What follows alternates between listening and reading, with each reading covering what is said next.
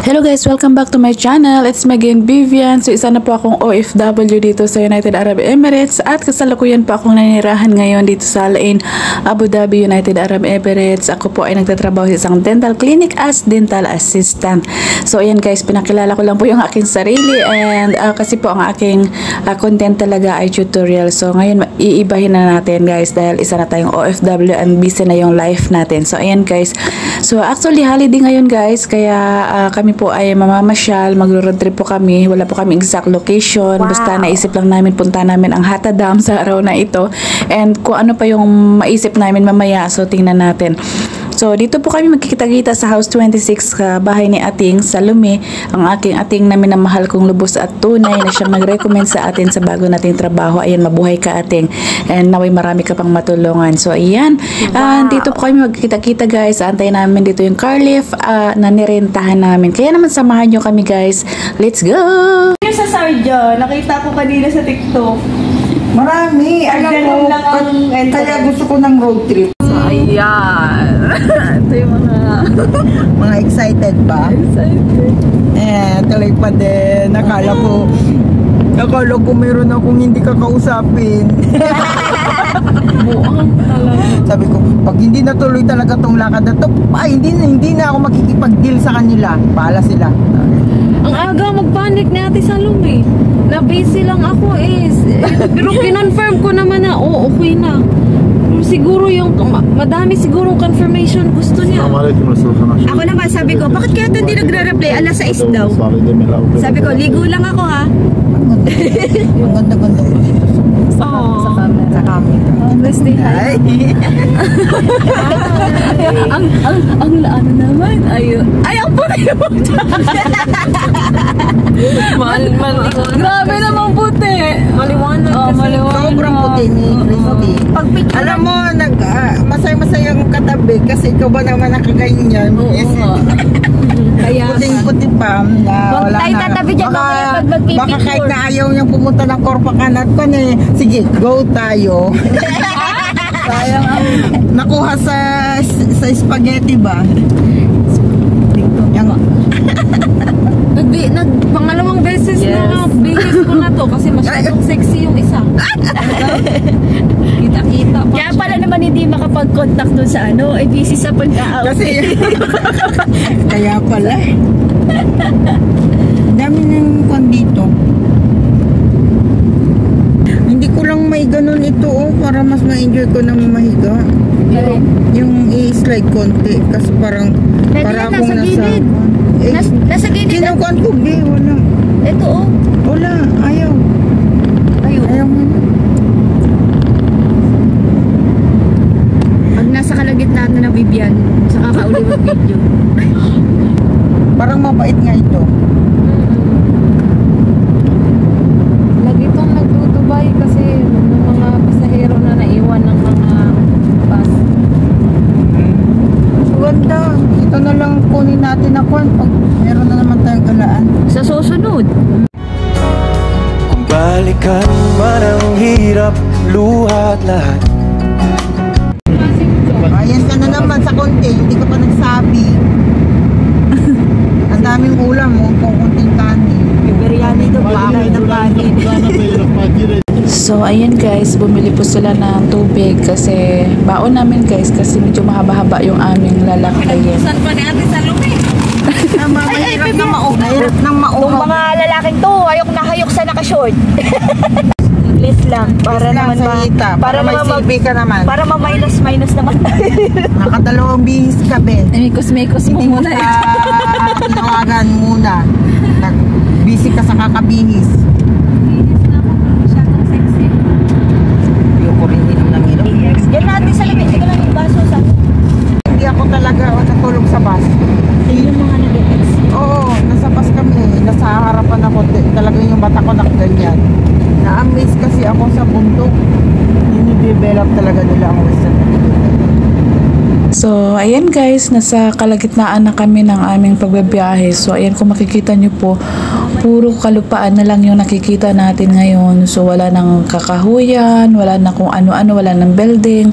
So puro lupa lang talaga yan siya guys, puro lupa na bundok, ayan. Pero napakaganda naman tingnan, para siyang chocolate hills, ayan.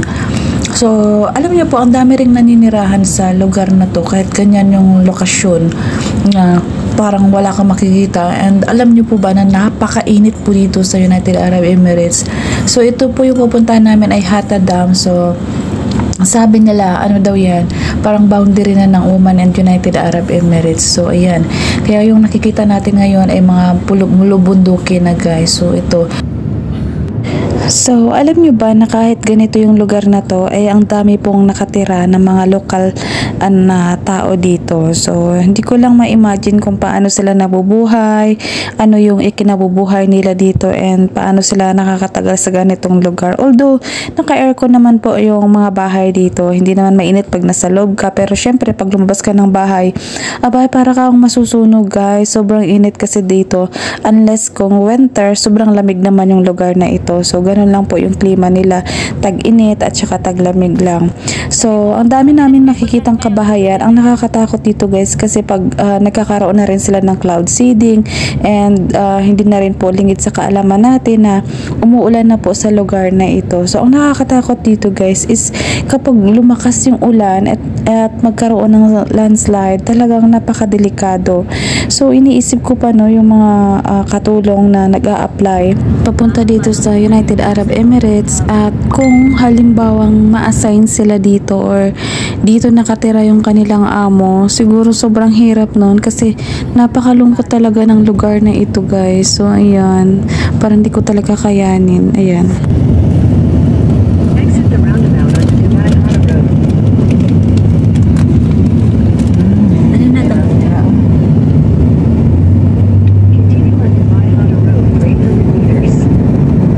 Walang ganito open. Yung makalumang road, yan lang oh. Makita mo yung Oh, nice, no? Ito, Vivian, maganda sa kabila. Ayan yung Ito yung gusto. Ito, maganda. Ayan yung sinasabi ko sa iyo, Vivian. Yung pataas dyan. Ayun ba yan? Yan ba yan, Ate Christy? grabe landslide daw pag na Pero yun, may nakatirik dun sa ano, oh. Pinaka tuktok. Grabe sila. Ay, ang ganda. Napaka-peaceful ang ano eh. 100 times peaceful dito. ayoko naman dito. Ako din, Diyos ko din. Bakasyon, pwede siguro mga 5 araw.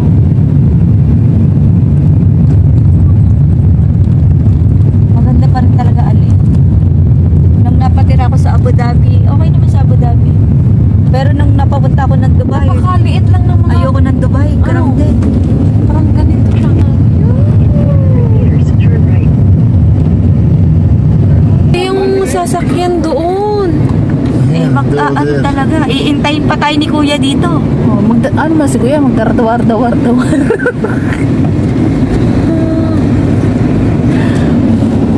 Ano yan? So, ayan na nga guys, finally, nandito na kami sa Hatta Dams, kaya lang kailangan naming iwan yung sasakyan namin dito dahil nga po sa haba ng traffic. So, hindi po kami papayagan na aakyat sa taas kasama yung aming sasakyan. So, kailangan namin iwan yung sasakyan dito and kailangan namin pumila para makasakay kami sa bus na pinaprovide nila at yun ang maghatid sa amin doon mismo sa Hatta Dam. Oh, may payong. Ano daw? Pinasara niya yung ano, yung otala.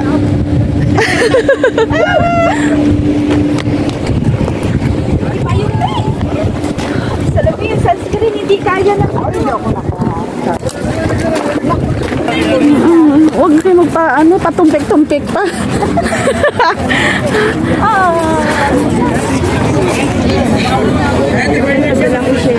Nakaka-video ako, hindi ko makita ang silaw.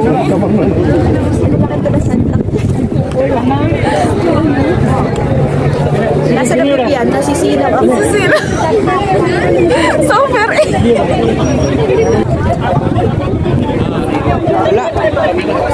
So ayun na nga guys, so pipila kami, din sasakay kami sa isang bus, din sa unahan lang konti, bababa kami ulit, din sasakay sa another bus, at yun ang maghatid mismo sa amin sa Hata Dam.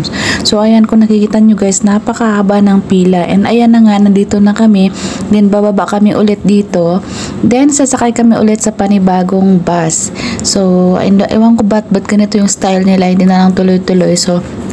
So mula dun sa parking area, may hatid sa amin na bus papunta dito sa location na to. Then bababa kami, then may another bus na magpipick up sa amin, at yun ang maghatid sa amin mismo sa Hatadan. Uy, dali, linya agad tayo guys.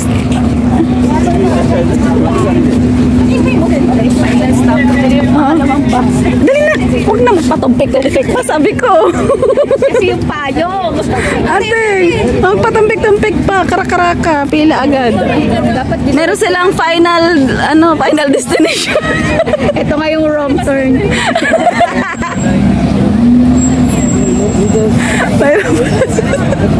Ito pa pala yung isa, yung bus na ganyan pala. Ay, just wait. Ay, ang haba ng pila. My God, tapos super init. Ayan yung sinakyan natin na bus. Ito daw kasi pang malakas. Pwedeng itutulak na lang ba? Yun yung kasi mga... naman tayong Oo, convoy. ano lang yan. O, sige. Minor lang yan. So, lilipat kami ng sasakyan para sa mga pangmalakasang... Pangmalakasan din yung payong. Sangka pa. Ano alam niyo sa Ako pala tong ito yung mga artista ko guys. Yung mga artista ko. Ayan mga aking mga, oh yeah, diba? O diba, ang gaganda. Sila yung mga, may shooting kami sa, anong, shooting kami doon sa taas. Alhata Dam? Namin si Tala. Oo. Basta pagkatulak. Ang baba naman ng profession ko, taga-camera lang. Ganyan talaga, Vivian. Diyan ka ba? So ayan, Hata Kayak. So lilipat kami sa pangmalakasang sasakyan. Grabe, ang haba ng pila guys.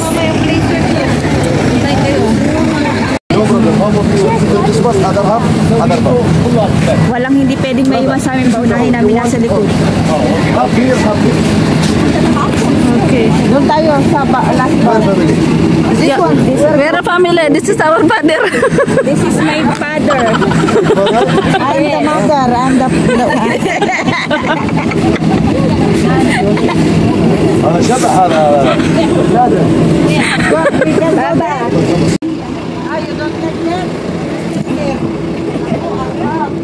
Okay.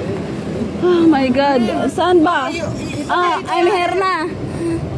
Oh my God. You're the president. Yeah. Hi. Oh.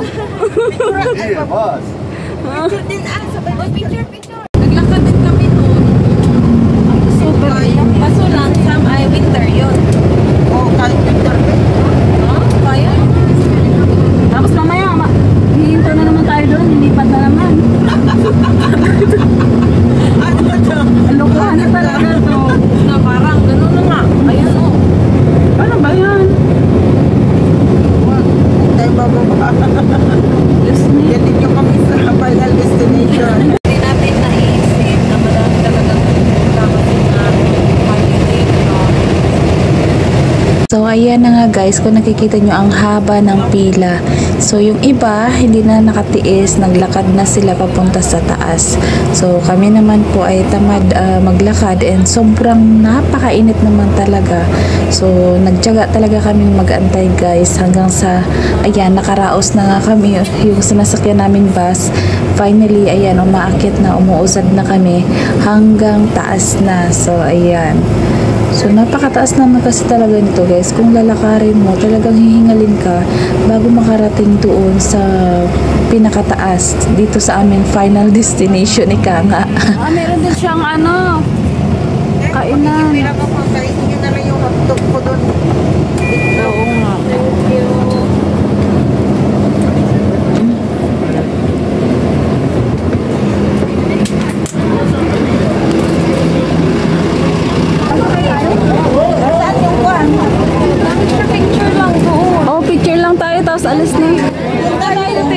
So, ayan na nga guys, ito na po yung Hata Dam Lake. So, ayun nga po sa ating mga marites na mga kaibigan. So, ito po kung hindi po tayo nagkakamali, ito po ay man-made lang siya. So, hindi po siya talagang lake na natural. So, meron pong kayak sa baba. So, narinig ko lang din po, sabi 50 dirhams po ang charge para sa mga gustong magkayak. So, hindi na namin gagawin yan dahil napakainit naman talaga at hindi namin kinakaya. So, ayan guys. So, kung makikita nyo po, yung paligid puro buhangin lang and hindi natin maisip na kung saan talaga, kung na magkakaroon talaga siya ng lake na natural. So, kayang-kaya naman po talaga yan gagawin ng UAE kung sakali ito po ay man-made. Dahil napakayaman naman talaga ng bansang ito. So, that's all for today guys and I hope nag-enjoy po kayo sa ating pamasyal dito sa Hata Dam. So, ngayon po, paalis na po kaming muli para sa susunod naming destination. Kaya naman samahan nyo po kami sa aming road trip part 2. Kita-kita po tayo muli sa next video ko. So, paalam and God bless everyone.